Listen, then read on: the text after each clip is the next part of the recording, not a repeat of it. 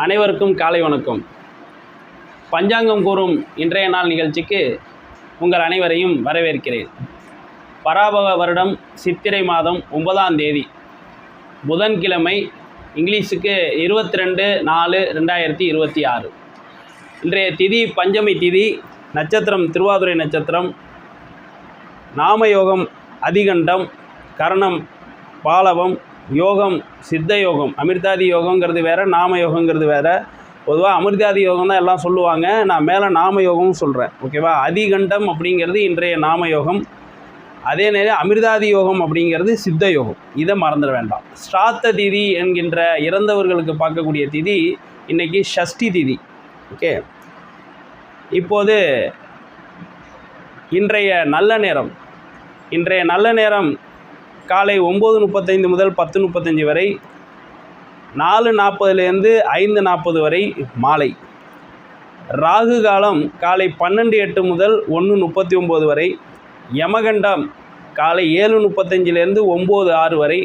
குளிகை நேரம் காலை 10:37 முதல் 12:08 வரை. இன்றைய சூரிய உதயம் காலை 6:02. இப்போ இன்றைய கிரக நிலவரத்தை பார்ப்போம்.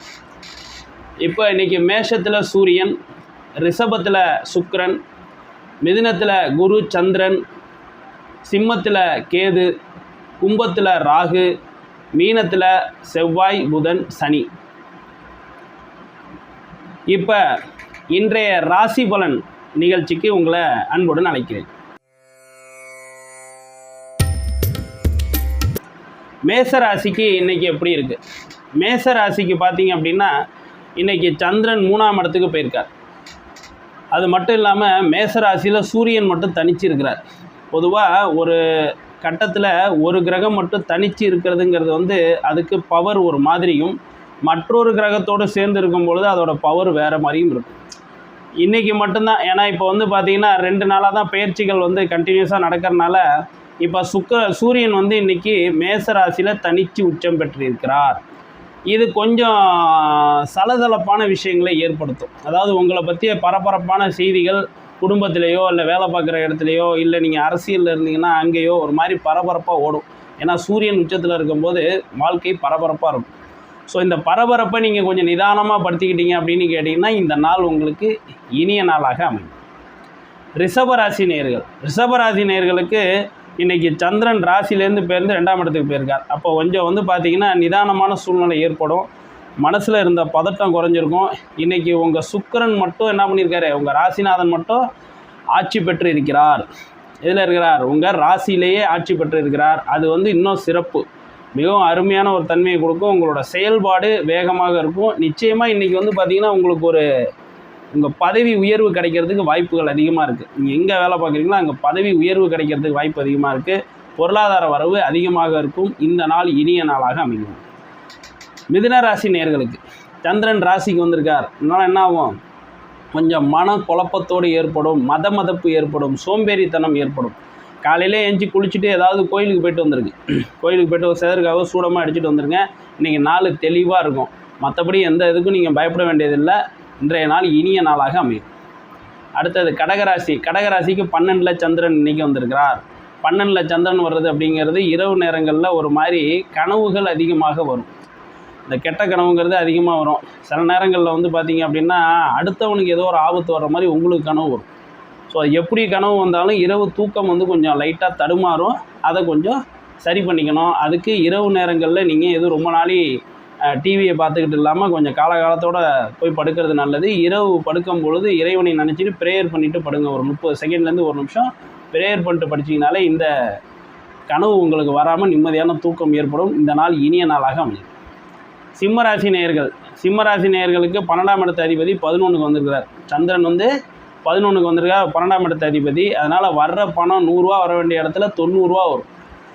ஸோ இந்த மாதிரி பொருளாதாரத்தில் அப்படி இருக்கும். மற்றபடி குடும்ப சூழ்நிலை எல்லாமே நல்லாயிருக்கும். சிலர் சொல்லிகிட்டு இருக்காங்க 5க்கும் சனி பகவான் 8க்கு போயிருக்காரு. அவர் யார் வீட்டுக்கு போயிருக்காரு அப்படின்னா குரு வீட்டுக்கு தான் போயிருக்காரு.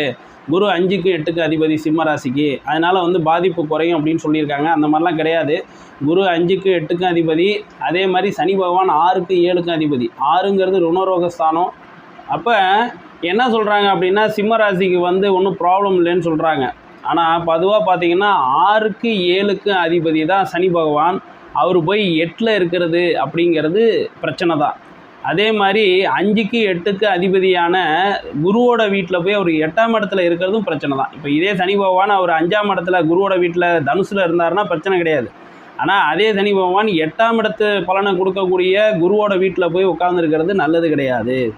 புரியுதா? அப்போ இப்போ எப்படிங்க சனீஸ்வர பகவான் பலன் கொடுப்பார் அப்படின்னா, அவர் 8ஆம்ங்கிற குரு வீட்டில் 8வது வீட்டில் இருக்கும் பொழுது அவர் கொஞ்சம் அஷ்டமாதிபதி பலன் தான் கொடுப்பார். குரு 8ல் இருந்தால் என்ன பலன் கொடுப்பாரோ அதை தான் கொடுப்பாரு. ப்ளஸ்ஸு 2 விஷயமாக கலந்து கொடுப்பார். சனி 6க்கு 7க்கு அதிபதிங்கிறனால 6ஆம் இடத்து பலனையும் கொடுப்பார். அதாவது ருணரோக உடல் பாதிப்பையும் ஏற்படுத்துவார். 7ஆம் இடத்துல சனி இருந்தால் என்ன பலன் வருமோ, அதாவது 7ல் சனி இருந்தால் என்னென்ன மாதிரியான தொந்தரவுகள் வருமோ அந்த பலனையும் சேர்த்து கொடுப்பார். அதனால தான் பொதுவாக 8ல் சனி இருக்கிறதுங்கிறது சிம்ம ராசிக்கு ஆகாதுன்னு சொல்லுவாங்க. ஒவ்வொரு ராசிக்கும் இது மாறும். அதனால் சிம்ம ராசி நேயர்கள் அலட்சியமாக இருந்துட வேண்டாம். சில பேர் பாசிட்டிவாக சொல்லணுங்கிறதுக்காகவே என்ன பண்ணுவாங்கன்னா, அந்த வியூஸ் வரணுங்கிறதுக்காக வெறும் பாசிட்டிவாகவே பேசிகிட்டு இருப்பாங்க. ஜோதிடம்ங்கிறது உங்களோட எதிர்காலத்தில் வர வேண்டிய நல்லது கெட்டது 2த்தையும் சொல்கிறது தான். வெறும் பாசிட்டிவான விஷயத்தை மட்டும் சொல்கிறதுங்கிறது கிடையாது. அதனால் காலையில் எழுந்திரிச்ச உடனே பாசிட்டிவான விஷயத்தை கேட்கும்போது எனர்ஜி கிடைக்குங்கிறதுக்காக நாங்கள் சில விஷயங்களை பாசிட்டிவாகவே முடிக்கிறோம். ஆனால் நீங்கள் ஜாக்கிரதையாக இருந்துக்க வேண்டியங்கிறது மிகவும் அவசியம். அதனால் முன்னெச்சரிக்கையோடு செயல்பட்டு கொள்ளுங்கள். சிம்மராசிக்காரர்கள் இறை வழிபாடு, அதாவது காளிகாம்பாள் வழிபாடும் சனீஸ்வரன் வழிபாடும் நீங்கள் தவறாமல் வாரத்தில் 2 நாள் இருக்கிற வகையில் உங்களுக்கு எந்த பிரச்சனையுமே வராது. இந்த வருடம் முழுக்கவுமே உங்களுக்கு நிம்மதியாக இருக்கும். இந்த நாள் நிச்சயம் இனிமையான நாளாக தான் அமையும். அடுத்தது கன்னிராசி. கன்னிராசி நேயர்களுக்கு பார்த்தீங்க அப்படின்னு கேட்டிங்கன்னா, சந்திரன் 10ஆம் வீட்டுக்கு வந்திருக்காரு. புது பிஸ்னஸ் வரும். புது பிஸ்னஸ் இன்றைக்கி வரும். வர்றதை விட்றாதீங்க. ஏற்கனவே உங்களுக்கு பேச்சு திறமையில் குறை கிடையாது. ஆனால் அதை ஓவராக பேசி கெடுத்துவிடாமல் கொஞ்சம் அளவோடு பேசி அந்த பிஸ்னஸை நீங்கள் தக்க வச்சுக்கிறது மிகவும் சிறப்பாக இருக்கும். நல்ல ஒரு நேரம் இது. துலாம் ராசி நேயர்கள். துலாம் ராசி நேயர்களுக்கு பார்த்தீங்க அப்படின்னா 9ல் சந்திரன் அப்படிங்கிறது 10ஆம் இடத்து அதிபதி 9ல் வந்திருக்கிறார். அப்போ உங்களுக்கு வந்து வேலை செய்கிற இடத்துல நிம்மதி. இன்றைக்கி ஒரு நாளே கலகலப்பான நாளாக தான் போகும். இன்னும் குறையெல்லாம் இருக்காது. கிரகநிலைகள் எல்லாமே உங்களுக்கு ஃபேவராக தான் இருக்குது. இன்னும் நெகட்டிவான அமைப்பில் இல்லை. அதனால் நீங்கள் பயப்பட வேண்டிய சூழ்நிலை இல்லை. இந்த நாள் இனிய நாளாக அமையும். விருச்சிக ராசி நேயர்கள். விருச்சிக ராசி நேயர்களுக்கு இன்றைக்கி சந்திராஷ்டமம். புரியுதா? பொதுவாகவே விருச்சிக ராசிக்கு பேச்சு தான் பிரச்சனையே. அதனால் பேச்சை இன்றைக்கி வந்து ரொம்ப குறைச்சிக்கணும். காலையில் எழுந்துச்சி விநாயகருக்கு போய் செதற்காய் அடிச்சுட்டு வந்துடுங்க. இல்லைன்னா ஒரு சூடத்தை ஏற்றி கொளுத்திட்டு வந்துடுங்க.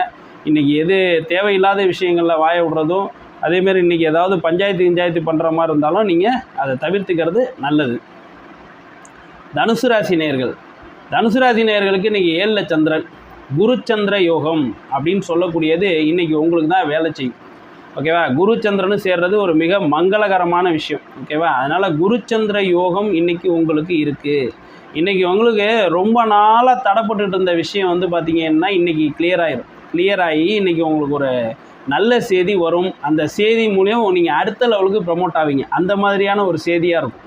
புரியுதா? இப்போ இந்த குருவும் சந்திரனும் சேர்ந்து இருக்கக்கூடிய இந்த 2.25 நாள் வந்து 12 ராசியில் யாருக்கு ரொம்ப சிறப்பான அம்சத்தை கொடுக்கும் அப்படின்னு கேட்டிங்கன்னா நிச்சயமாக அது தனுசு ராசி தான். இந்த நாள் இனிய நாள்.